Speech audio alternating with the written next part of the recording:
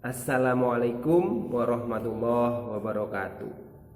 Selamat pagi semuanya, selamat pagi anak-anakku semuanya. Ketemu lagi dengan Pak Taufik. Kita akan belajar bersama tentang pertumbuhan hewan. Tapi alangkah baiknya kita baca dulu basmalah bersama-sama. Bismillahirrahmanirrahim. Yuk kita belajar tentang pertumbuhan hewan. Kenali hewan di sekitar kalian agar kalian bisa memanfaatkan hewan tersebut dengan baik, karena itu semua adalah karunia dari Allah Subhanahu wa taala.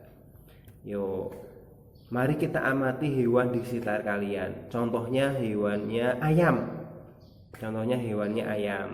Ayam itu ada daur hidup. Ada ayam yang babon, yang gede itu, yang biasa kita makan itu biasanya menelur. Nah, setelah bertelur itu telurnya diengkrami. Beberapa hari kemudian atau beberapa minggu telur itu menetas. Setelah menetas kayak meretak-retak itu namanya menetas.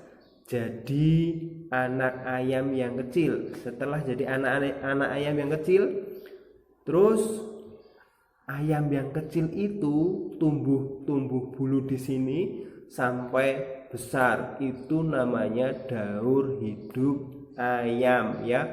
Dari telur menetas menjadi ayam kecil tumbuh menjadi ayam dewasa sampai muter seperti itu terus. Itu contoh pertumbuhan ayam. Selanjutnya kita amati lagi contoh pertumbuhan kucing.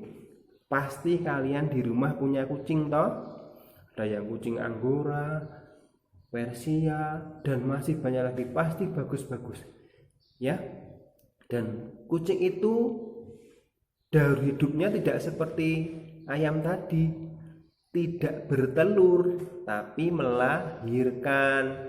Jadi pertama induknya si kucing itu hamil kemudian melahirkan kucing yang masih bayi, yang masih kecil. Setelah kucing itu melahirkan jadi kucing yang masih bayi, itu disusui sampai beberapa minggu, disusui sampai kucing itu agak besar, bisa berlarian, bisa diajak main, bisa berlarian dengan kita. Terus akhirnya kucing itu jadi dewasa. Itu pertumbuhan kucing. Beda dengan pertumbuhan ayam tadi, ya, yang ayam hanya pakai telur, sedangkan yang kucing tidak ada telurnya. Itu tadi ayam, kucing. Selanjutnya kita lihat kupu-kupu. Nah, ini beda lagi. Kalau kupu-kupu dari kupu-kupu dewasa terus jadi kupu-kupu muda itu panjang sekali. Pertama, kupu-kupu yang dewasa itu bertelur. Kemudian dari telur itu menjadi ulat. Biasanya kita takut sama ulat, ya toh? Padahal besoknya akan jadi kupu-kupu yang bagus. Dari telur, ulat, terus kepompong atau pupa. Itu namanya kepompong yang warnanya putih biasanya itu.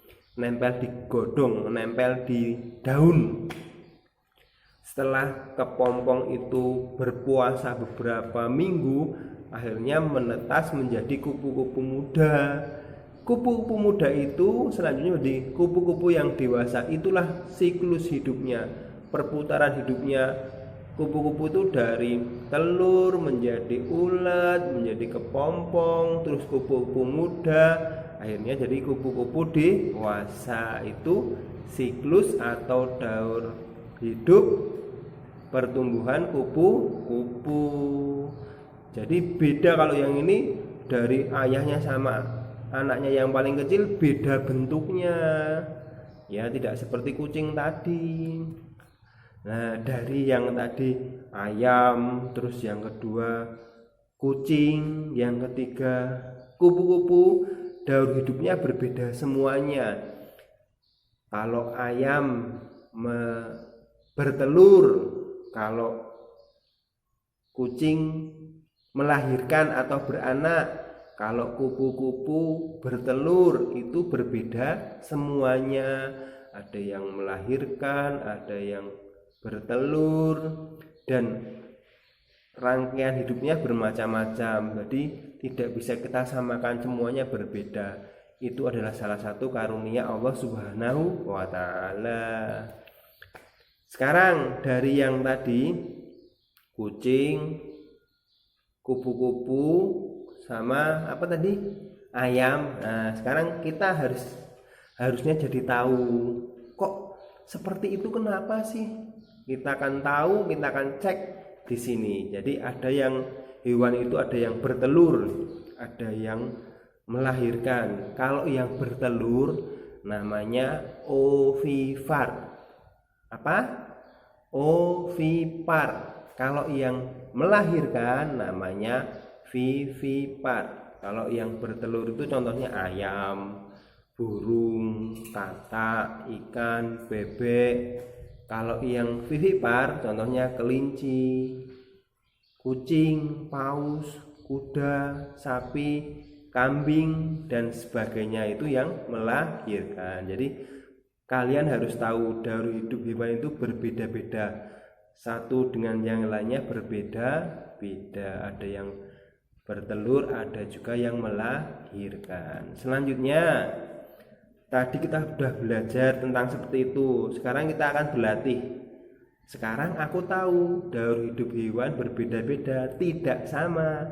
Agar lebih jelas, yuk kita cari daur ulang. Daur hidup ya, dari daur ulang kayak sampah saja, kayak daur ulang botol bekas, padahal kita mau belajar daur hidup hewan yang lain ya. Nanti tugas ini dikerjakan di Pintro, dikumpulkan di Pintro biar gampang menilainya. Pak Taufik cukupkan sekian. Mari kita tutup pertemuan pagi hari ini dengan membaca hamdalah bersama-sama. Alhamdulillahi Rabbil Alamin. Sampai bertemu lagi di minggu depan.